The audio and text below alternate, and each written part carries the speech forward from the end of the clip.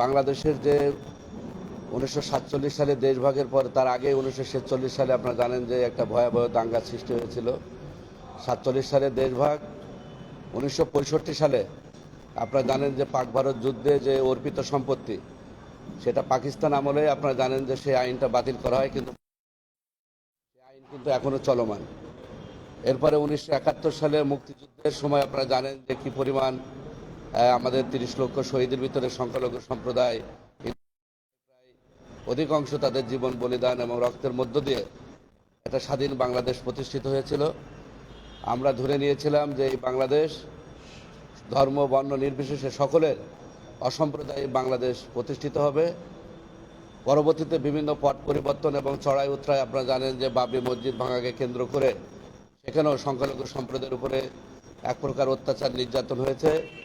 2001 সালে ব্যাপকভাবে সংখ্যালঘু সম্প্রদায়ের উপরে অত্যাচার নির্যাতিত হয়েছিল এবং 2008 সালে থেকে শুরু করে আপনারা জানেন যে 24 সাল পর্যন্ত যে আওয়ামী লীগ সরকার ক্ষমতায় ছিলেন, সেই সরকার আমলেও বাংলাদেশের সংখ্যালঘু সম্প্রদায় সব থেকে বেশি নির্যাতিত, জমি জায়গা দখল থেকে শুরু করে এবং ধর্ম অনুভূতির অজুহাতে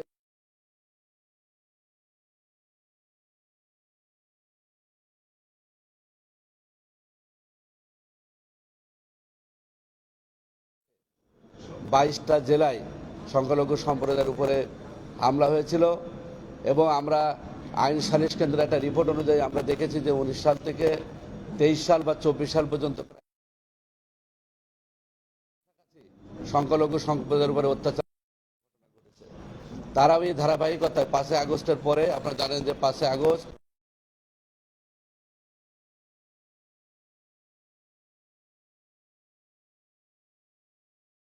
প্রতিষ্ঠিত হয়েছে এবং আমরা ধরে নিয়েছিলাম যে বৈষম্য বিরোধী যে ছাত্র আন্দোলন, এখানেও হাজার হাজার ছাত্ররা আমাদের এখানে বলিদান দিয়েছে।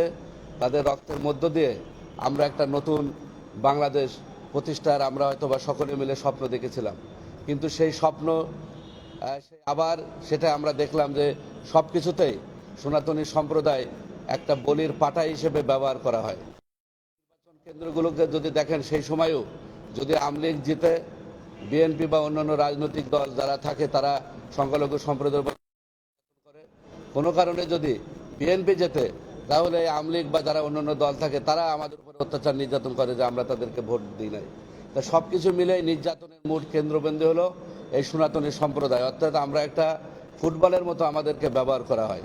5 আগস্টের পরে এই যে বিভিন্ন যে অত্যাচার নির্যাতন, সেই অত্যাচার নির্যাতনের ঘটনায় যখন অন্তর্বর্তী সরকারের বর্তমান প্রধান উপদেষ্টা নোবেল বিজয়ী আপনাদের আমাদের সকলের গর্ব ডক্টর মোহাম্মদ ইউনূস, উনি বিমানবন্দরে নামার পরেই উনি কিন্তু বলেছিলেন যে সংখ্যালঘু সম্প্রদায়ের উপরে অত্যাচার নির্যাতন হচ্ছে, এই বিষয়টা যাতে না উনি দৃষ্টি দিবেন। এবং সেই সাথে আমরা ধন্যবাদ দিতে চাই বিএনপি চেয়ারপারসন, ভারপ্রাপ্ত চেয়ারপারসন তারেক রহমানকে এবং জামাত ইসলামের আমির ডক্টর শফিউর রহমান, তিনিও সংখ্যালঘু সম্প্রদায়ের অত্যাচার নির্যাতনের বিষয়ে যাতে না হয় তাদের নেতাকর্মীদেরকে সংখ্যালঘু সম্প্রদায়ের পাশে থাকার জন্য আহ্বান করেছিলেন। তা সেটা আমরা বিশ্বাস করেছিলাম যে বাংলাদেশে এই যে রাজনৈতিক যে একটা কালচার আমরা দেখেছি যে আওয়ামী লীগের আমলে যে কোনো কিছু হলেই সংখ্যালঘু সম্প্রদায়ের উপরে অত্যাচার নির্যাতনের ঘটনায় আমরা সব সময় দেখতাম যে কোনো কিছু হলে জামাত আমলে আমরা দেখেছি কোনো আওয়ামী লীগ করেছে। এখনো কিন্তু সেই ধারাবাহিকতা কিন্তু 5 আগস্টের ঘটনাকে কেন্দ্র করে এখন কারা করছে, সরকার যুবলীগ ছাত্রলীগ করছে। এই যে সবাই যে এই নির্যাতনকে ঢালাওভাবে যে অস্বীকার, আমাদের রাজনীতিবিদরা এখনো পর্যন্ত, এবং এই যার কারণে আমরা সনাতনী সম্প্রদায় বাংলাদেশ আমাদের ঐক্য সনাতনী সম্প্রদায়ের উপরে যে চলমান যে নির্যাতন, এই নির্যাতনে এবং আমাদের যে বিভিন্নভাবে যে আমরা বৈষম্যের শিকার জায়গা থেকে মুক্তির জন্য আন্দোলনের ঐক্যের, আপনারা জানেন যে আমাদের তার আগেই সংবাদ সম্মেলন করেছিল বাংলাদেশ খ্রিস্টান ঐক্য পরিষদ সংবাদ সম্মেলন। তারা এই ঘটনার তীব্র নিন্দা জানানোর পরে আমাদের ছাত্র এবং যুবক ছেলেরা তারা মাঠে নেমে এসে শাহবাগ ব্যাপকভাবে তারা যে আন্দোলন করেছিল এবং 10 তারিখে বাংলাদেশ সম্মিলিত সনাতন পরিষদের আমাদের হিরেন স্যারের নেতৃত্বে শাহবাগ, সেই জায়গায় আমাদের ছাত্র জনতারা সম্মিলিতভাবে একটা 8 দফা দাবি সেখানে পেশ করা হয়। বাংলাদেশের সনাতনী সম্প্রদায় একটি প্রাণের ইতিমধ্যে প্রতিষ্ঠিত হয় এবং সবাই আপনারা জানেন যে হাজার বছরের ইতিহাস কেন্দ্র করে বাংলাদেশের সকল মঠ মন্দির আমরা কিন্তু সম্মিলিত একত্র হয়ে 8 দফার প্রতি সমর্থন জানিয়েছে। এখানে কে নেতা কে কোন সেই বিষয়গুলো ভুলে গিয়ে আমরা 8 দফাকে সামনে রেখে আমাদের শান্তিপূর্ণ আন্দোলন আমরা কিন্তু চালিয়ে এসেছি এবং আপনাদের সার্বিক সহযোগিতা ছিল, সেই জন্য আপনাদেরকে আমি আবারও ধন্যবাদ এবং কৃতজ্ঞতা জানাচ্ছি। এবং তার এই ধারাবাহিকতায় আপনারা জানেন যে 4ই নভেম্বর আমরা শহীদ মিনারে আমরা সমাবেশ করি, পরবর্তীতে চট্টগ্রাম, এরপরে রংপুর সমাবেশ এবং চট্টগ্রাম সমাবেশকে কেন্দ্র করে পরবর্তীতে যে একদম 2 কিলোমিটার দূরে সেখানে কে বা কারা কোন পতাকা স্থাপন করেছে সেটা কিন্তু আমরা আদৌ জানি না। সেটাকে কেন্দ্র করে একটা রাষ্ট্রদ্রোহ মামলা করা হয়েছিল, যিনি আজকের সনাতনী সম্প্রদায়ের অন্যতম কাণ্ডারি, যিনি সারা বাংলাদেশের না সারা বিশ্বের সনাতনী সম্প্রদায়ের এবং মানবাধিকার প্রতিষ্ঠার ক্ষেত্রে আইকন হিসেবে প্রতিষ্ঠিত হয়েছেন, সেই চিন্ময় কৃষ্ণদাস ব্রহ্মচারী সহ অনেকের বিরুদ্ধে এই মিথ্যা মামলা দায়ের করা হয়েছিল। এবং এই মামলার প্রসিডিং রাষ্ট্রদ্রোহ মামলা সম্পর্কে আপনারা অবগত আছেন যে রাষ্ট্রদ্রোহ মামলা এটা স্বরাষ্ট্র মন্ত্রণালয়ের সচিব থেকে একটা বা রাষ্ট্রের থেকে অনুমতি নেওয়া লাগে। কোনো ব্যক্তি কখনো রাষ্ট্রদ্রোহ মামলা করতে পারে না। তা আমরা এবং আপনারা জানেন যে ফিরোজ খান যিনি মামলাটা করেছিলেন পরবর্তীতে বিএনপি থেকে তাকে বহিষ্কার করা হয়। সেই জন্য আমি বিএনপির তারেক রহমান সহ আমাদের সাবেক প্রধানমন্ত্রী বেগম খালেদা জিয়া বিএনপি নেতৃবৃন্দকে ধন্যবাদ এবং কৃতজ্ঞতা জানাচ্ছি। এবং আমরা আশা করি যে এই 8 দফার আন্দোলন শুধু সনাতনী সম্প্রদায়ের আন্দোলন না, এটা সকলের আন্দোলন, এটা আমাদের অধিকারের প্রশ্ন। আমাদের আন্দোলন কোনো সরকারের বিরুদ্ধে না এবং আমরা দেখেছি যে আন্দোলন চলাকালীন সময়ে বিভিন্ন সময়ে সেখানে আওয়ামী লীগের ট্যাগ লাগানোর চেষ্টা করা হয়েছে বিভিন্নভাবে। যেমন অতীতে আমরা দেখেছি যে আমরা এর আগে যখন আন্দোলন সংগ্রাম করেছি তখন জামাত বিএনপির ট্যাগ লাগানো হতো, এখন আওয়ামী লীগের ট্যাগ লাগানোর চেষ্টা করে এই আন্দোলনকে ভিন্ন খাতে প্রবাহিত করা হচ্ছে। সেই রাষ্ট্রদ্রোহ মামলায় গতকাল আপনারা জানেন যে রংপুর সমাবেশ শেষ করে আমাদের যিনি মুখপাত্র উনি গৌড়মঠে উঠেছিলেন, সেখান থেকে চট্টগ্রামে যাওয়ার পথে আমাদের চিন্ময় কৃষ্ণদাস ব্রহ্মচারী সহ আমাদের এই আন্দোলনের অন্যতম মুখ আমাদের প্রিয় স্যার অধ্যাপক কুশলবরণ চক্রবর্তী এবং তার একজন সহকারী আদিপুরুষ যখন বিমানবন্দরে সেখানে গিয়েছিলেন, তাদেরকে সিকিউরিটি মানে নিরাপত্তা দেওয়ার কথা বলে তাদেরকে গাড়িতে তুলে এবং সেই ডিবি কার্যালয়ে নিয়ে আসা হয়। ডিবি কার্যালয়ে কুশলবরণ চক্রবর্তী অধ্যাপক উনি অন্য একটা গাড়িতে উঠে সেই গাড়িটা ফলো করে এবং গাড়ির নাম্বার সহ দেওয়ার পরে আমরা বুঝতে পারি যে ডিবি কার্যালয়ে নেওয়া হয়েছে। আমরা তাৎক্ষণিকভাবে সারা বাংলাদেশে এবং বিশ্বভাবে আপনারা জানেন যে এই ঘটনার তীব্র নিন্দা জানিয়ে আন্দোলন শান্তিপূর্ণ আন্দোলন এবং সংগ্রাম চলছে। ডিবি কার্যালয়ে আমরা যখন যাওয়ার পরে সেখান থেকে বলা হলো যে এই ধরনের কোনো ব্যক্তিকে আমরা তুলে নিয়ে আসি নাই। আমাদের আরও বেশি শঙ্কার বিষয়, কারণ ইতিমধ্যে আপনারা জানেন যে ডিবি পরিচয়ে সেনাবাহিনী পরিচয়ে বিভিন্ন জায়গায় সম্প্রদায়ের উপরে যেমন হামলা হয়েছে, ডাকাতির ঘটনা ঘটেছে, গুম হয়েছে, খুন হয়েছে, সেই ক্ষেত্রে আমরা আরও বেশি আতঙ্কিত ছিলাম। কিন্তু পরবর্তীতে যখন সারা বাংলাদেশে আন্দোলনকে হওয়ার পরে আমরা যখন আস্তে আস্তে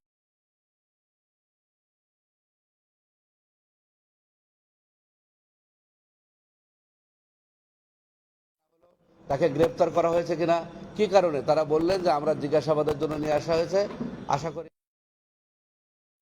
তাদেরকে ছেড়ে দেওয়া হবে। কিন্তু পরবর্তীতে আমরা মিডিয়ার মাধ্যমে আমরা জানতে পেরেছি যে তাকে চট্টগ্রামের যে মামলাটা যেটা রাষ্ট্রদ্রোহী মামলায় তাকে গ্রেপ্তার করা হয়েছে এবং সেই ডিবির সেই জায়গায় পরবর্তীতে আপনারা জানেন যে শাহবাগে আমরা একটা অবরোধ কর্মসূচি করি কিছু সময়ের জন্য। সেখানে পুলিশ আমাদেরকে সার্বিকভাবে সহযোগিতা করে। আমরা 10 মিনিট থেকে 20 মিনিট সেখানে সময় নিয়েছিলাম। আমাদের শান্তিপূর্ণ কার্যক্রম শেষ করে যখন আমরা চলে আসবো, ঠিক সেই সময় কিছু কতিপয় দুষ্কৃতিকারী আমাদের উপরে আতর্কিতভাবে সেখানে অস্ত্র সহ এবং লাঠি সোঁটা নিয়ে তারা আমাদের উপরে হামলা করে। সেই হামলায় আমাদের একজন এখন আইসিইউতে আছে, তিনি খুবই সংকটাপূর্ণ, নাম হলো অ্যাডভোকেট রমেন রায়। আমাদের কুশলবরণ চক্রবর্তীকে তাকে টার্গেট করে ইচ্ছামতো তাকে পিটানো হয়েছে এবং তাকে হত্যার চেষ্টাই করা হয়েছিল, কিন্তু হাত দিয়ে বিভিন্নভাবে সে বাঁশের ইঠাকা থেকে হাত, তার পুরো শরীর এখানে থেতলে গিয়েছে। অনেক আমাদের দুই বোনকে সেখানে নৃশংসভাবে পিটানো হয়েছে, শ্লীলতাহানির চেষ্টা করা হয়েছিল। আমাদের অন্যতম প্রতিনিধি প্রসেনজিৎ, তাকেও ইচ্ছামতো সেখানে পিটানো হয়েছে। তাই এই যে ঘটনা, যেটা আমরা আগেই আন্দাজ অনুমান করতে পেরেছিলাম, সেই জন্য আমরা তাৎক্ষণিকভাবে সেই জায়গা থেকে সরে আসার চেষ্টা করেছি এবং ডিবি কার্যালয় থেকেও কিন্তু আমরা দ্রুত সেখানে আসার কারণ আমাদের কাছে একটা তথ্য ছিল, মেসেজ ছিল যে এই আন্দোলনকে ভুলণ্ঠিত করার জন্য আপনারা জানেন যে চট্টগ্রামে যে হাজারি গলি, সেই হাজারি গলিতেও কিন্তু আপনারা একটা ঘটনাকে কেন্দ্র করে সেখানে অ্যাসিড নিক্ষেপ করে সেই আন্দোলনকে ভিন্ন খাতে নেওয়ার জন্য কিছু কতিপয় লোক এই আন্দোলনকে ভিন্ন খাতে নেওয়ার জন্য তারা কিন্তু ওই ঘটনার সৃষ্টি করেছিল। এখানে আমাদের সনাতনী সম্প্রদায়ের কেউ কোনো প্রশাসন বা কারোর উপরে কিন্তু অ্যাসিড নিক্ষেপ করে নাই। আমরা ধারণা করেছিলাম যে ডিবি কার্যালয়েও কিছু, আমরা যখন অপরিচিত লোকজন এখানে ঢুকে যাচ্ছে, আমাদের ধারণা ছিল এই জায়গায় তারা ডিবি কার্যালয়ে হই হুল্লোড় করে, ডিবি কার্যালয়ে ভাঙচুর বা কোনো কিছু করে আমাদের উপর একটা দায় চাপাতে পারে। সেই কারণেই কিন্তু আমরা সেখান থেকে শাহবাগ, এবং আমাদের লক্ষ্য ছিল 10 থেকে 15 মিনিট আমরা পুলিশের কাছ থেকে ওখানে তাৎক্ষণিক যারা ছিলেন তাদের কাছ থেকে অনুমতিও নিয়েছিলাম। এসে আমরা শাহবাগে আমাদের যারা সকল নেতৃবৃন্দ আছে সকলের সাথে আমরা বসে আমাদের পরবর্তীও যে করণীয়, সেই করণীয় আমরা নির্ধারণ করব। তো সেখানে আপনারা দেখেছেন যে আমাদের উপরে হামলা হয়েছে। আমরা এই ঘটনার তীব্র নিন্দা এবং অনতিবিলম্বে যারা এই ঘটনার সাথে, আমাদের হামলার সাথে জড়িত, তাদেরকে আমরা আইনের আওতায় এনে দৃষ্টান্তমূলক শাস্তির দাবি জানাচ্ছি। শুধু এখানে হামলা হয়েছে সেটা না, আমরা জানতে পেরেছি যে রংপুরেও যে আমাদের ভাইদের উপরে হামলা করা হয়েছে, দিনাজপুরেও সেখানে যারা আন্দোলন করেছিল তাদেরকে ধরে নিয়ে যাওয়া হয়েছে এবং বিভিন্নভাবে হুমকি ধুমকি দেওয়া হচ্ছে। আজকে চট্টগ্রামে যখন জামিন শুনানির সময়, সেই যখন আইনজীবীরা জামিন শুনানির পরে ওখানে যখন বিক্ষোভ করেছিলেন, সেখানেও আমরা জানতে পেরেছি যে কিছু কতিপয় গোষ্ঠী যারা সারা বাংলাদেশে এই ঘটনাকে কেন্দ্র করে দেশকে অস্থিতিশীল করতে চায় এবং হিন্দু মুসলিম একটা দাঙ্গা সৃষ্টি করার আমরা ইতিমধ্যে তথ্য পেয়েছি যে তারা এই ঘটনাকে কেন্দ্র করে আমাদের ভিতরে ঢুকে, এবং শাহবাগে যখন আমরা দেখেছিলাম যে আমরা যখন সবাইকে নিয়ে চলে আসার চেষ্টা করছি, আমাদেরকে ভুয়া ভুয়া বলে, পুলিশকে ভুয়া ভুয়া করে, তখনই আমরা বুঝতে পারছি যে এই জায়গায় অনুপ্রবেশ ঢুকেছে। ঠিক সেই সময় দেখলাম যে ওই দুষ্কৃতিকারীরাই লাঠি হাটে তারা যারা গাড়ি ভাঙচুর করতে যাচ্ছিল, তারাই কিন্তু পরবর্তীতে যখন গাড়ি ভাঙচুর করতে পারে নাই, আমরা যখন চলে আসছি পিছন থেকে তারা কিন্তু ধাওয়া দিয়ে আমাদের উপরে হামলা করেছে।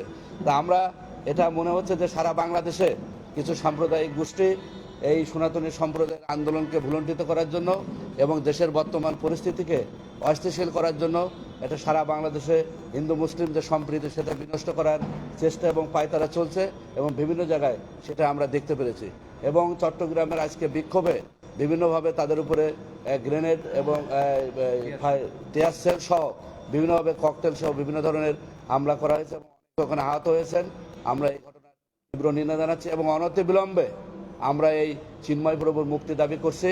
আগামী দিন আমার জানা মতে, আমরা যতটুকু জানতে পেরেছি যে চেয়ারম্যান সেখানে ফৌজদারি আপিল করা হয়েছে, সেখানে শুনানি হবে। যদি আগামী দিন তাকে মুক্তি দেওয়া না হয়, তাহলে সারা বাংলাদেশের সনাতনী সম্প্রদায় তাদের যে অহিংস শান্তিপূর্ণ আন্দোলন, এই আন্দোলন আরও বেগবান হবে এবং আন্দোলন শুধু বাংলাদেশে না, বিশ্বব্যাপী এই আন্দোলন ছড়িয়ে পড়বে বলে আমরা মনে করি।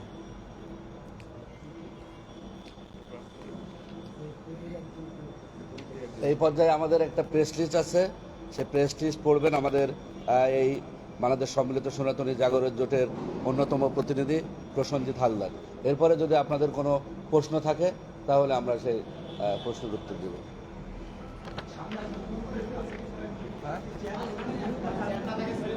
হ্যাঁ,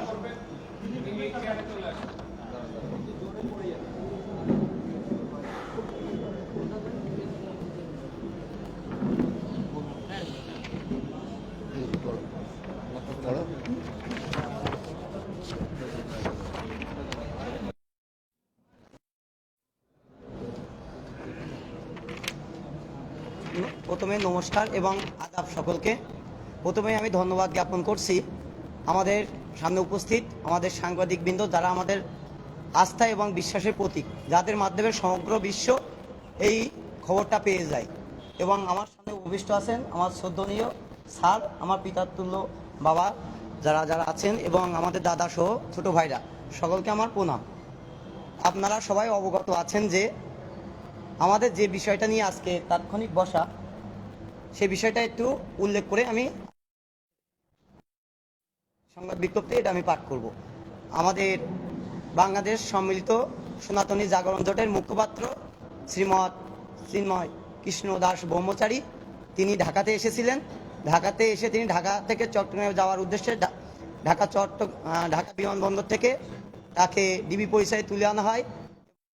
আজকে কোথায় আমরা আছেন তার মুক্তির দাবিতে আজকের এই সংবাদ সম্মেলন সহ আমাদের কালকের শান্তিপূর্ণ যে আমরা সমাবেশ, আমাদের একদল দুষ্কৃতিকারী বা উগ্রবাদী আমাদের উপর অমানবিকভাবে নির্যাতন করে। আমি পাঠ করছি। আপনারা সবাই অবগত আছেন যে বাংলাদেশ সম্মিলিত সনাতনী জাগরণ জোটের মুখপাত্র শ্রীমৎ চিন্ময় কৃষ্ণ দাস ব্রহ্মচারী গত 25শে নভেম্বর ঢাকা থেকে চট্টগ্রামে যাওয়ার উদ্দেশ্যে শাহজালাল আন্তর্জাতিক বিমানবন্দরে যান। সেই সময় বাংলাদেশ পুলিশের গোয়েন্দা বিভাগের পরিচয়ে তাকে গ্রেপ্তার করা হয়। উক্ত গ্রেপ্তারের খবর শোনা মাত্রই বাংলাদেশ সম্মিলিত সনাতনী জাগরণ জোটের সমর্থকরা ঢাকার মিন্টু রোড ডিবি কার্যালয়ে উপস্থিত হন এবং কার্যালয়ের দায়িত্বরত কর্মকর্তাদের কাছে এসে গ্রেপ্তারের তথ্য জানতে চান, কিন্তু কর্মকর্তারা কেউ এই সংক্রান্ত তথ্য ঠিকমতো দিতে পারেননি প্রথম অবস্থাতেই। উক্ত প্রেক্ষাপটে বাংলাদেশ সম্মিলিত সনাতনী জাগরণ জোটের সমর্থকরা গতকাল সন্ধ্যা 7 ঘটিকায় সেখান থেকে একটা শান্তিপূর্ণ সমাবেশ নিয়ে শাহবাগের উদ্দেশ্যে আসে এবং শাহবাগে শান্তিপূর্ণ বিক্ষোভ সমাবেশ আয়োজন করে এবং সেখানে উপস্থিত আইন শৃঙ্খলা বাহিনীর থেকে কিছু সময় নেওয়া হয়। সেই সময়ে এই আন্দোলন করা হয়, কিন্তু এই আন্দোলন করা অবস্থায় একদল দুষ্কৃতী, যারা আমাদের দাদাই হিন্দু মুসলিম একটা দাঙ্গা বাঁধাতে চায় এবং উগ্রবাদী সংগঠন আমাদের উপর অত্যাচার করে এবং তারা দেশীয় অস্ত্র, রড এবং লাঠিসোঁটা নিয়ে বিক্ষোভরত ব্যক্তিবর্গদের উপরে হামলা চালায়।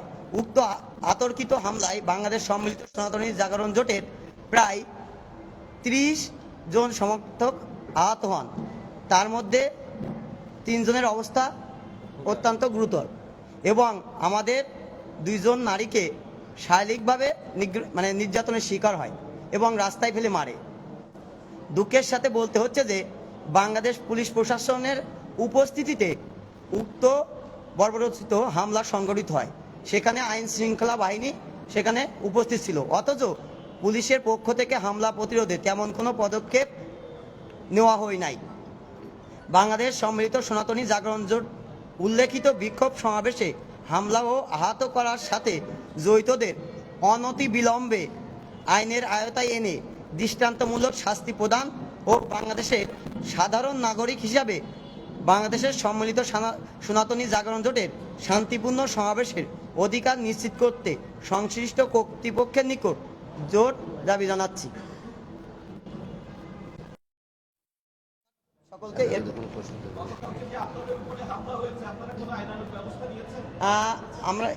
আমরা যে হামলাটা হয়েছে, আমরা বেশি ছিলাম প্রেক্ষিতে আমরা তো আজকে সাংবাদিক সম্মেলন আয়োজন করেছি।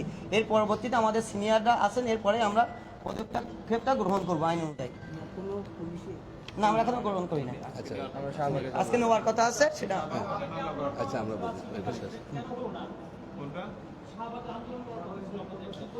না, আমাদের কখনোই আন্দোলন শাহবাগে হওয়ার কথা ছিল না। আমাদের প্রেস ক্লাবে আন্দোলন করার কথা ছিল এবং সেটা হয়েছে।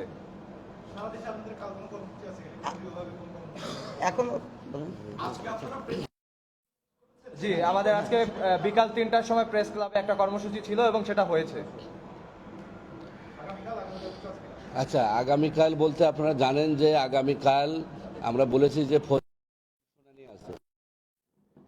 আমরা আশা করি যে সরকার যে পন্থা অবলম্বন করছেন, যে সনাতনী সম্প্রদায় চিন্ময় প্রভুকে গ্রেপ্তার করলে তাদের আন্দোলন থেমে যাবে।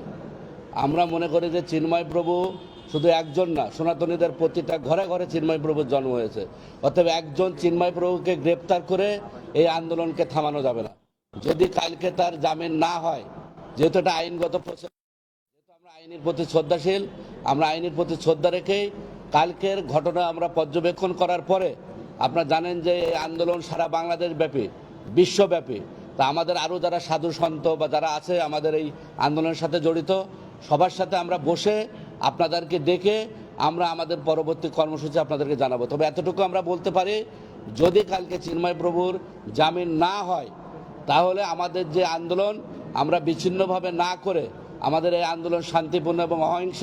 তো উনি যে কারাগারে ওনাকে রাখা হবে, আমরা স্বেচ্ছায় লং মার্চ করে ওই কারাগারে যেয়ে আমরা স্বেচ্ছায় কারাবরণ করব।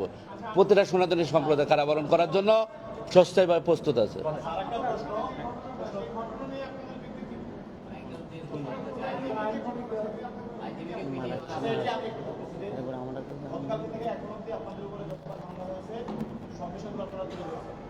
এদেশে হচ্ছে 90% মুসলিম বসবাস করে, বাকি 10% হচ্ছে অন্যান্য সম্প্রদায়ের মানুষ। এরকম একটি দেশে আজকে চট্টগ্রাম বিশ্ববিদ্যালয়ের আইন বিভাগের 19 ব্যাচের সাবেক শিক্ষার্থী এবং চট্টগ্রাম আইনজীবী সমিতির সদস্যকে যারা কুপিয়ে হত্যা করবে, এই বিষয়ে আসলে আপনারা কি বলবেন? যে কথাটা তো আমরা একটু আগেই কিন্তু আপনাদেরকে বলেছি, কালকে কিন্তু আপনারা ওখানে যারা সাংবাদিক ছিলেন কালবেলার বা আরও অনেকে আপনারা তখন কিন্তু আমরা বলছি যে আমরা যখন আমাদের আন্দোলনকে শেষ করে শান্তিপূর্ণ আন্দোলনকে আমরা সবাইকে নিয়ে যখন চলে আসার চেষ্টা করছি, তখন সেখানে আমাদেরকে ভুয়া ভুয়া করে তারা বিভিন্নভাবে গাড়ি ভাঙার চেষ্টা করা হয়েছে, পুলিশকে ভুয়া ভুয়া বলা হয়েছে। কিন্তু আমরা আজ পর্যন্ত দীর্ঘ 3 সাল থেকে এই পর্যন্ত বিভিন্ন আন্দোলন সংগ্রাম করে আমাদের আন্দোলন কখনো মানে সহিংস ছিল না। তখনই আমরা বুঝতে পেরেছি যে আমাদের আন্দোলনের ভিতরে কিছু দুর্বৃত্তরা ঢুকে এই আমাদের আন্দোলনকে ভিন্ন খাতে করতে চায়, এবং তারা এমন হতে পারে যদি আশেপাশে মসজিদ থাকতো তারা মসজিদে হামলা চালায় এই আন্দোলনকে প্রশ্নবিদ্ধ করে তারা সারা বাংলাদেশ ব্যাপী, এবং তারা সেটাই করতে চায়। তা সেই জন্যই কিন্তু আমরা সেখান থেকে দ্রুত চলে আসতে চাই।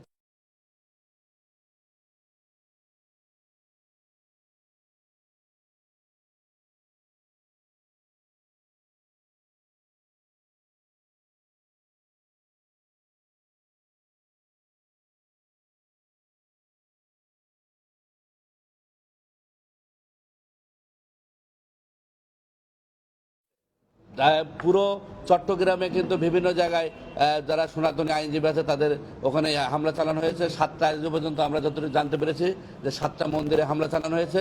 যেই কথাটা কিন্তু আমরা কালকেও বলেছিলাম, আজকেও আমরা বারবার বলতেছি, এবং লাইভে আছে আমাদের কালবেলার লাইভে আপনি দেখতে পারবেন যে আমাদের অধ্যাপক কুশল বরণ চক্রবর্তী কিন্তু লাইভেই বলেছে যে আমাদের সন্দেহ হচ্ছে এবং আমাদের কাছে তথ্য আছে যে এই আন্দোলনকে ভুলণ্ঠিত করার জন্য এখানে দুষ্কৃতিকারীরা বা বিভিন্ন ধরনের তৃতীয় পক্ষ এখানে ঢুকে একটা অরাজকতা সৃষ্টি করবে। আপনার কালবেলার লাইভটা দেখলে বুঝতে পারবেন। তা সেটা আমরা আশঙ্কা করছি যে কোনো একটা দেশকে অস্থিতিশীল করার জন্য এবং হিন্দু মুসলিম চেষ্টা করছে। সেই জন্যই আমরা আমাদের আন্দোলনকে কিভাবে শান্তিপূর্ণ যে পরিকল্পিতভাবে আমরা এগিয়ে নিয়ে যেতে পারি, সেই জন্য আমাদের যারা সিনিয়র এখানে আছেন, আমাদের পলাশকান্তিতে আমাদের শ্রদ্ধেয় শিক্ষক অধ্যাপক হীরেন্দ্রনাথ বিশ্বাস, আমাদের অধ্যাপক অশোক তরু মহোদয়, আমাদের এখানে MK রায় আছেন, ডক্টর মৃত্যুঞ্জয়, আমাদের কুশল স্যার আছেন, আরও যারা নেতৃবৃন্দ আছেন, আমাদের প্রদীপ কান্তিতে আছেন, আমরা আরও যারা সাধু সন্ত আছে, সবাইকে নিয়ে বসে যে কিভাবে যাতে এই ধরনের সিচুয়েশন তৈরি না হয়। 90% আপনারা, 10% আমরা। এখানে তো আমরা দাঙ্গার বিষয়টা আমরা কখনোই, বরঞ্চ বিভিন্ন জায়গায় আমরা নির্যাতিত হলে মামলা পর্যন্ত করার সাহস পাই না। 5 তারিখের ঘটনার পরে শুধু হিন্দু বৌদ্ধ খ্রিস্টান ঐক্য পরিষদ 2000 ঘটনার কথা উল্লেখ করেছেন, প্রথম আলো 1068টা ঘটনা কথা, কিন্তু আরও 3-4 গুণ বেশি ঘটনা ঘটেছে। আমরা বহুবার বলেছি যন্ত্রপাকে থানায় জিডি করার জন্য, কিন্তু থানায় জিডি করার পরে এই নিরাপত্তা কে দেবে? প্রশাসনেরই তো নিরাপত্তা নাই, পুলিশেরই তো নিরাপত্তা নাই, আপনার আমার কারোরই তো নিরাপত্তা নাই। দেশ একটা অরাজকতার ভিতরে আছে। দেশ যে এখন কে চালাচ্ছে সেটাই তো আমরা বুঝতেছি না। তো স্বাভাবিক কারণে আমরা মনে করছি দেশ স্থিতিশীল না, এই একটা পরিস্থিতি যাচ্ছে।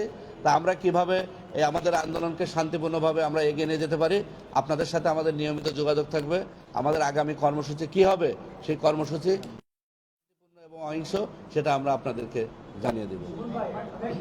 আমাদের একটা বক্তা আছেন, বলেন বক্তাদের পর প্রশ্ন করার পরে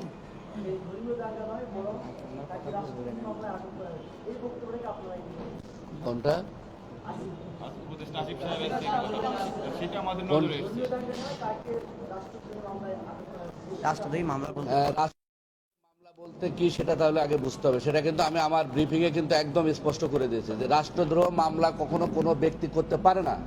তা আপনার যে বীজটাই নষ্ট সেখান থেকে গাছের চারা হবে কিভাবে? যে দেশের পতাকা জাতীয় সঙ্গীত আমরা আপনারা বলছেন আপনার আইনের প্রতি শ্রদ্ধাশীল। আজকে সিংহদাসকে জামিন না দেওয়ার দুইজনকে নেওয়া হচ্ছিল যখন কারাগারে, তখন দুইজনের আটকে দেওয়া হয়েছে। আজকে আসলে ওরা কারা? আপনারা বলতেন আগামীকাল যে শুনানি আছে সেটার জন্য অপেক্ষা করবেন। আসলে ওরা কি দুষ্কৃতকারী কিনা বা অন্য কেউ?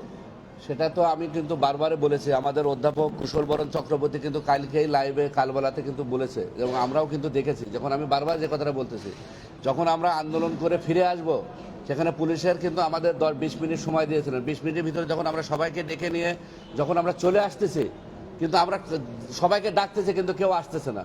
কেউ না এসে তারা তখন কি করতেছে, বিভিন্ন গাড়ি ভাঙচুর করতে যাচ্ছে। আর সবাইকে তো আমরা চিনি না, এই জায়গায় সকল সাংবাদিকদেরকে তো আমরা চিনি না। সকলে একটা আন্দোলনের সেখানে বিভিন্ন ধরনের লোক আপনারা জানেন মুভমেন্ট করে। তো সেই জায়গায় চট্টগ্রামেও যে ঘটনা ঘটেছে, এবং শুধু চট্টগ্রাম না, আমরা আশঙ্কা করতেছি সারা বাংলাদেশে যেখানে আমাদের আন্দোলন সংগ্রাম শান্তিপূর্ণ আন্দোলনের ভিতরে দুষ্কৃতিকারী ঢুকে একটা অরাজকতা পরিস্থিতি সৃষ্টি করবে, সেই ক্ষেত্রে আমরা কৌশলে কিভাবে আমরা মাঠের আন্দোলনের থেকে অন্য কোনোভাবে আমরা শান্তিপূর্ণ আন্দোলন করতে পারি কিনা সেই বিষয়টা আমরা আলোচনা করে আমরা সিদ্ধান্ত। কারণ আগুন লাগলে, এটা তো সারা বাংলাদেশে লাগলে তখন তো আমরা আপনি কেউ কিন্তু নেভাতে পারবো না। এই আগুনের রেশ শুধু বাংলাদেশ না, সারা বিশ্বব্যাপী কিন্তু ছড়িয়ে পড়বে। তা সেই ক্ষেত্রে আমরা সকল রাজনৈতিক দল এবং যারা সারা বাংলাদেশের সনাতনী সম্প্রদায় সহ আমরা প্রত্যেক দেশের নাগরিককে এবং সাংবাদিক বন্ধুদেরকে আহ্বান করবো যে আসেন কিভাবে এই বিষয়টা শান্তিপূর্ণভাবে সমাধান করা যায়। এবং আমরা আজকেও আবারও বলছি যে অনতিবিলম্বে চিন্ময় প্রভুকে মুক্তি দেওয়ার জন্য। আচ্ছা, আমাদের শেষ হয় না, আপনারা বসুন। আমাদের এখনো আমাদের সভাপতি মহোদয় এবং সহ যারা আমাদের সিনিয়র মিনিট একটু কথা বলবেন, আপনাদের করে শেষ করবেন। এবং আমাদের সিনিয়র আর বলার দরকার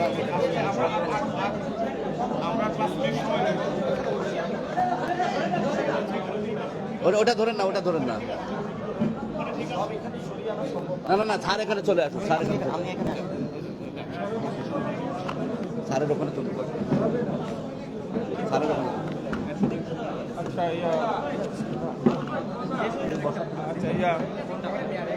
আচ্ছা, আমরা 5 মিনিট সময় নেব। আচ্ছা, বাংলাদেশ সম্মিলিত সনাতন জাগরণিক জোটের যে মুখপাত্র চিন্ময় দাস ব্রহ্মচারী, উনি কিন্তু এখন আর জি যে বাংলাদেশ সম্মিলিত সনাতনী জাগরণ জোটের যিনি মুখপাত্র চিন্ময় কৃষ্ণ দাস ব্রহ্মচারী, উনি কিন্তু এখন শুধু এই জোটের নয়, উনি সারা বাংলাদেশের হিন্দু সম্প্রদায়ের মুখপাত্র হিসেবে কাজ করছেন এবং আমরা এদেশের 3 কোটি হিন্দু সম্প্রদায় সেটি মেনে নিয়েছি। এবং তার মতো একজন শুদ্ধ ভক্ত, একজন আধ্যাত্মিক মানুষ এই রাষ্ট্রদ্রোহিতা করতে পারে, এটা আমরা বিশ্বাস করি না। প্রথমেই আমরা এই মামলা, তাকে যে মামলায় ফাঁসানো হয়েছে এটি একটি মিথ্যা বানোয়াট মামলা এবং আমরা এই মামলা প্রত্যাহারের জন্য সরকারের কাছে আগেও জানিয়েছি। আজকে আপনাদের মাধ্যমে তার বিরুদ্ধে মামলা হয়েছে প্রতিবাদ করছি এবং অনতিবিলম্বে এই মামলা প্রত্যাহার করে কোনো শর্ত ছাড়াই তাকে নিঃশর্ত মুক্তি দিতে হবে। এই জন্য এটি শুধু আজকে বাংলাদেশের হিন্দু সম্প্রদায়ের নয়, বাংলাদেশে যারা অসাম্প্রদায়িকতা বিশ্বাস করে হিন্দু মুসলিম বৌদ্ধ খ্রিস্টান সকলেই আজকে আমাদের সমর্থন দিয়েছেন। আপনারা দেখেছেন যে ফরহাদ মাঝহার সাহেব যিনি আছেন, উনিও কিন্তু আজকে স্টেটাসে বলেছেন যে ওনার নিঃশর্ত মুক্তি দাবি করেছেন। এবং শুধু বাংলাদেশে নয়, বিশ্বের বিভিন্ন জায়গায় বিভিন্ন ধর্মীয় সংগঠনের লোক, হিন্দু মুসলিম বৌদ্ধ খ্রিস্টান, তারা প্রতিবাদ করছে বাংলাদেশে একটি যে অরাজক পরিস্থিতি সৃষ্টি হয়েছে। এবং আমরা মনে করি যে এটাকে কিন্তু মানে ছোট করে দেখার কোনো সুযোগ নাই, বিচ্ছিন্ন ঘটনা দেখার সুযোগ নাই। এটি একটি গভীর ষড়যন্ত্রের অংশ। কি গভীর ষড়যন্ত্র? আমরা মনে করি সরকারের ভিতরে আরেকটি সরকার, প্রশাসনের মধ্যে আরেকটি প্রশাসনের জন্ম হয়েছে। তা না হলে যেখানে পুলিশ প্রশাসন আমাদেরকে নিরাপত্তা দেওয়ার কথা গতকাল, সেইখানে কিন্তু আমাদের নিরাপত্তা না দিয়ে আমাদের কুশল বরণ চক্রবর্তী, আমাদের শিক্ষক সহ আমাদের ছাত্র যুব এবং মেয়েদেরকে তারা পুলিশের সামনে, গোয়েন্দা সংস্থার সামনে শাহবাগের মতো একটি গুরুত্বপূর্ণ পয়েন্টে যেভাবে মেরেছে তিনি মানে অনেকক্ষণ ধরে আমরা দেখি নাই আইন শৃঙ্খলা রক্ষাকারী বাহিনীর কোনো সদস্যকে সেইখানে যেতে। আমরা আজকে দেখেছি আজকে আইন শৃঙ্খলা বাহিনী চট্টগ্রামে কিভাবে আমার হিন্দু সম্প্রদায় সনাতনী সম্প্রদায়ের উপরে আঘাত করেছে, রক্তাক্ত করেছে। অনেকে চট্টগ্রাম মেডিকেল এখন চিকিৎসা নিয়েছেন। আমরা পুলিশের এই ধরনের ভূমিকায় আমরা নিন্দা জানাই। আমরা চাই পুলিশ হবে সত্যির অর্থে জনগণের বন্ধু, পুলিশ যেন জনগণের বন্ধু হয়ে আমাদের পাশে দাঁড়ায়। আমরা এই আহ্বান জানাই। আমরা চিন্ময় প্রভুর অবিলম্বে মুক্তি চাই এবং সেই মুক্তির বিষয়টি নিয়ে আজকে আমরা আলোচনা করেছি এবং আমাদের সুলতান স্যার সমাপনী বক্তব্য দিবেন। এবং আমরা যেটা বলেছি যে রাষ্ট্রদ্রোহ মামলা সেটা তাকে ফাঁসানোর জন্য এবং সনাতনী সম্প্রদায়ের লিডারশিপকে বন্ধ করে দেওয়ার জন্য, সনাতনী সম্প্রদায় যেন লিডারশিপ দিতে না পারে সেই অস্তিত্বহীন করার জন্য যে একটি গভীর নীল নকশা আজকে থেকে নয়, এই বাংলাদেশে দীর্ঘদিন যাবত এটি চলে এসেছে, সেই নীল নকশা বাস্তবায়ন করার জন্য এই সরকারের পক্ষ থেকে বা সরকারের ভিতরে যে সরকারটি আছে সেটি তারা নীল নকশা বাস্তবায়ন করার চেষ্টা করছে। আমরা আপনাদের ধন্যবাদ জানাই। তবে সেই নীল নকশা কখনোই বাস্তবায়ন করতে পারবে না। সারা বাংলাদেশের হিন্দু সম্প্রদায় এই 8 দফা দাবির প্রতি তাদের সমর্থন দিয়েছে। ধন্যবাদ। তোমারই সঘন অস্তিত্বের অনুভবে যেন গো প্রভু, কর্মে চিন্তায় ও মননে তোমায় বিস্মৃত না হই কভু। বিবেকের কণ্ঠস্বর, প্রিয় সাংবাদিক বন্ধুগণ, আজকে এতক্ষণ আপনারা শুনছিলেন কি ঘটনা দুর্ঘটনাগুলো ঘটে যাচ্ছে। এটি কিন্তু আমার দেশ, এই দেশে আমরা, আমার আপনার সকলের দেশ, এই দেশটির শুভ কামনা আমাদের হৃদয় জাগরুক থাকার কথা এবং আমরা সেটা নিয়েই কিন্তু চলছি। আজকে দুঃখেরে দেখেছি নিত্য, পাপেরে দেখেছি নানা ছলে, অশান্তির ঘূর্ণি দেখি জীবনের স্রোতে পলে পলে। আসলে এই অশান্তিগুলো দেখে দেখে আমরা হতাশায় নিমজ্জিত হই, আবার আশায় বুক বেঁধে জীবন যাপন করতে চাই। সুতরাং সেক্ষেত্রে প্রিয় সাংবাদিক বন্ধুগণ, আপনারা বিভিন্ন সময় এই বিষয়গুলো তুলে ধরছেন। আমরা আপনাদের মাধ্যমেই সদাশয় সরকারের কাছে বিষয়টাকে তুলে ধরার জন্য চেষ্টা করছি। আমরা অবশ্যই মনে করব সরকার একেবারে সকর্ণ উৎকীর্ণভাবে তিনি শুনবেন, তারা শুনবেন। কারণ হচ্ছে কোনো বিষয় এড়িয়ে যাওয়া সম্ভব নয়। সকল নাগরিক নির্বিশেষে সকলের অভিভাবক সরকার। সুতরাং সরকার পিতামাতা যেমন দুর্বল সন্তানটিকে রক্ষা করার জন্য চেষ্টা করে অত্যাচারের ক্ষেত্রে, ঠিক সরকারকে সেই ভূমিকা পালন করতে হবে।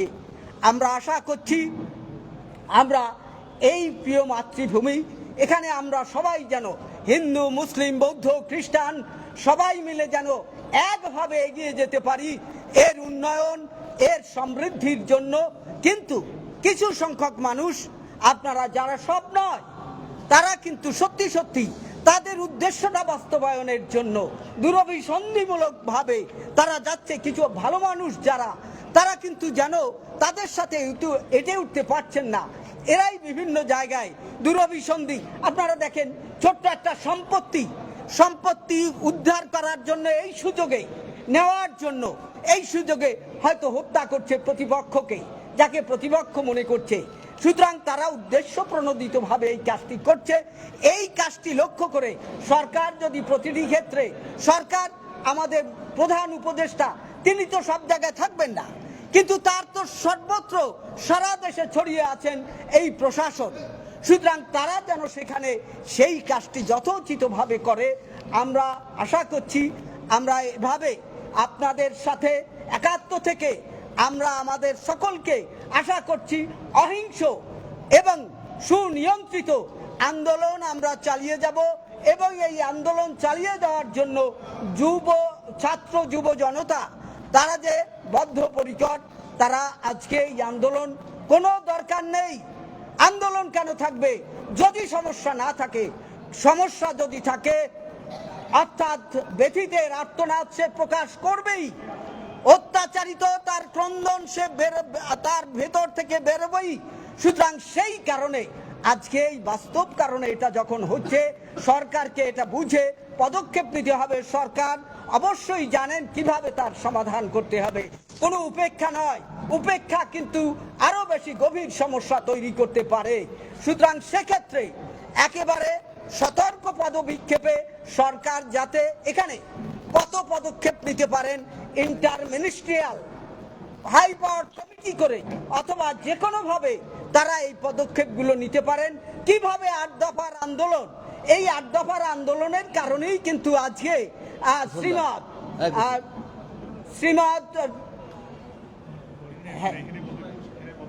হ্যাঁ আজকে চিন্ময় কৃষ্ণ দাস ব্রহ্মচারী তিনি কিন্তু আজকে এই ঘটনার জন্য গ্রেপ্তারকৃত হয়েছে।